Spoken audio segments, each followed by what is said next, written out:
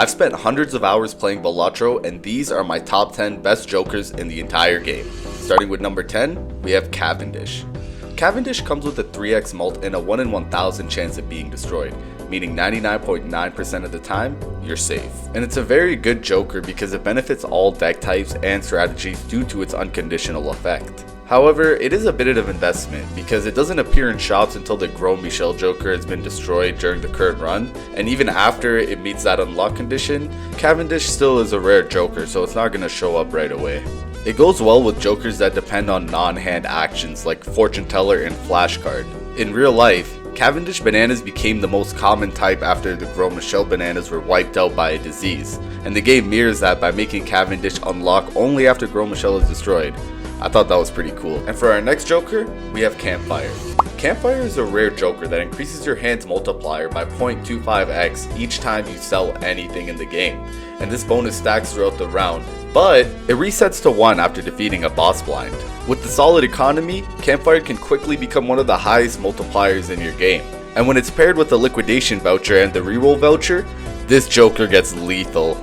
You have your rerolls at $1. You keep rerolling until you come across any planet or tarot card, and because of the liquidation voucher, all of those cards are $1. So you can literally buy it for $1 and then sell it for $1, not losing any money, and still get that multiplier bonus on Campfire. And this effect stacks even more when you have the Overstock voucher or any Tycoon voucher. But like I said, it does require a strong economy in order to purchase and sell all of these cards, as well as all those vouchers to get it to that point. And fun fact, the Campfire actually reflects the idea of stoking a fire. Selling card fuels its multiplier, akin to adding wood to a fire. And before we get to the next joker, I just want to let you guys know, I'm going to be uploading videos and streaming every single day, so if you could subscribe, that'd be awesome. Back to the video. For number 8 on the list, we have the Invisible Joker.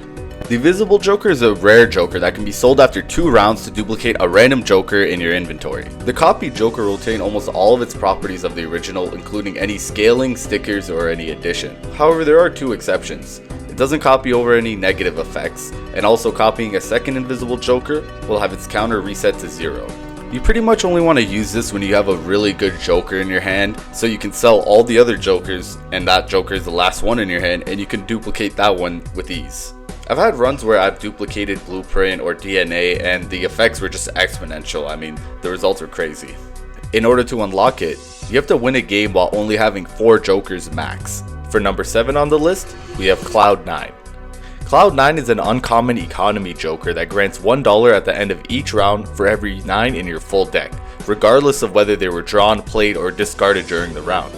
Now this one is good because it provides a steady flow of money each round, especially if your deck contains multiple 9s. It also scales with the deck composition, so the more 9s you have, the higher the payout, making more consistent income. I don't know how y'all do that 9 to 5, I'm out here with my Cloud9 making bank. And if this joker is paired with DNA, the returns start getting crazy. You can keep duplicating your 9s and slowly but surely, your passive income will increase every single round. However, since it is completely dependent on 9s, this card can be bad late game if you haven't gotten the ideal setup with DNA or the right tarot cards in the early game. But if you get the deck manipulation right, then this card is pretty much a game winner. For number 6 on the list, we have Canio. Canio is a legendary joker that starts with the 1x multiplier, and each time you destroy a face card, it gains an additional 1x multiplier. Now we're getting into the big boy jokers, because this one has really high scaling potential.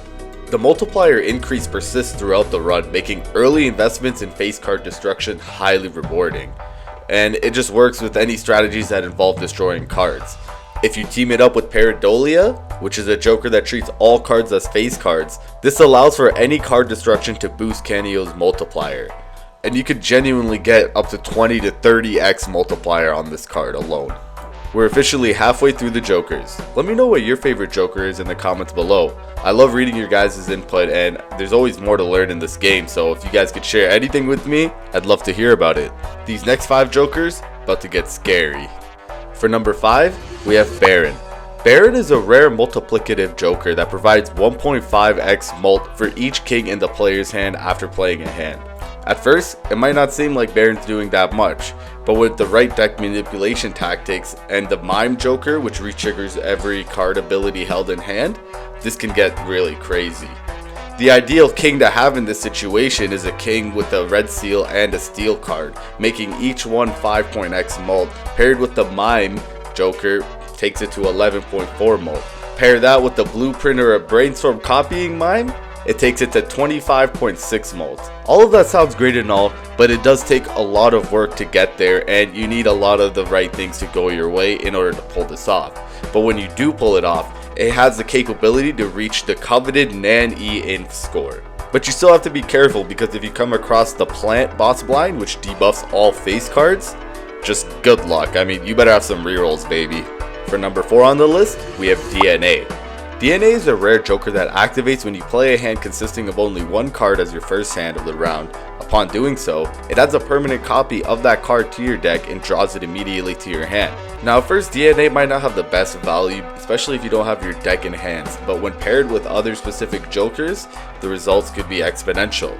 If paired up with Hologram, you can get up to 0.75x mult per ante. It's also really good with Steel Joker, Baron, Glass Joker, Lucky Cat. I mean, there's a lot of jokers it pairs up good with, just depending which direction you want to take your deck. For number 3 on the list, we have Triboulet. Triboulet is a legendary joker that grants a 2x multiplier for each king or queen in your scoring hand. This effect stacks, so playing multiple kings and queens in a single hand can lead to exponential multiplier increases. Jokers that trigger on playing a face card really synergize with Triboulet. If you were to pair it with Sock and Buskin, which will re-trigger Triboulet's multiplicative effect, a normal hand with 5 scoring kings and queens will see Triboulet give an effective 32x mult, while with Sock and Buskin, this balloons to 1024 mult. And the effect gets even higher if it's paired with the Red Seal or the Hanging Chad Joker. Fun fact, Triboulet was the name of several jokers who served French royalty during the 15th century. One famous anecdote involves a jester who slapped the king on the butt, and when threatened with execution, claimed he mistook the king for the queen. This story likely inspired Triboulet's effect, which specifically applies to kings and queens. At number 2 on the list, we have Perkeo.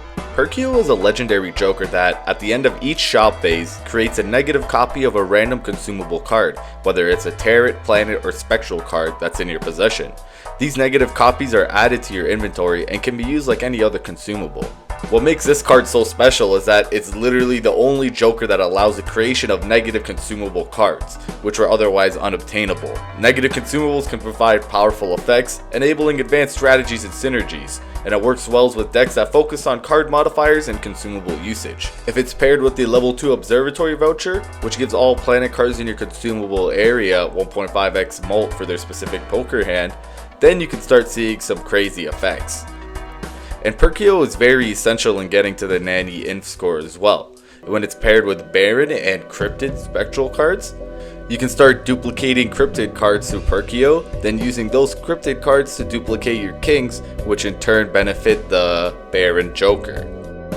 And finally, for the number 1 joker in all of Balatro, I'm sure all of you guys saw this coming from the very start, it's gonna have to be Blueprint. And Brainstorm. I didn't want to have Brainstorm take up a whole nother spot, so I'm combining these two for the number 1 spot, because both of their abilities are just unmatched. Being able to copy the ability of another joker in your hand has insane potential for getting really high scores. For one hand, it could be your economy joker. For another hand, it could be your deck manipulation joker.